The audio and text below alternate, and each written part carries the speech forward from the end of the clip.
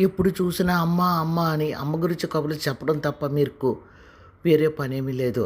మీకు నాకు ఎన్నిసార్లు ఎన్ని సమస్యలు రాలేదు, ఎన్ని గొడవలు అవ్వలేదు. ఆ మాత్రం దానికి భర్తను వదిలేసి వెళ్ళిపోతామా? అంతే కోపంగా చిన్నగా నవ్వాడు.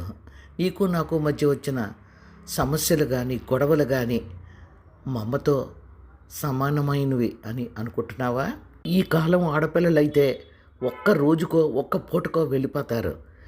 కానీ అమ్మ కాలంలో కూడా చుట్టాలు పక్కాలు ఫ్రెండ్స్ అందరూ అమ్ములు కాబట్టి ఎగుతుంది అతనితో. ఇంకొకరైతే ఏ నుయ్యో గొయ్యో చూసుకునేవారు అని అనడం నేను కూడా విన్నాను.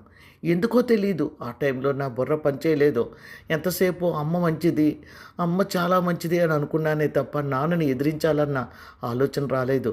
దానికి కారణం అమ్మే కావచ్చు. ఎందుకంటే అమ్మ అంత రెస్పెక్ట్ ఇచ్చేది నాన్నని.